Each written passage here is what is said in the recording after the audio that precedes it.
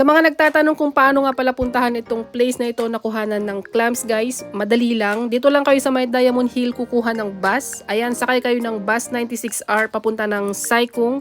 Mga 45 minutes din po yung travel nyo dito at bababa kayo sa may Wong Chuk Wan Station. Ayan.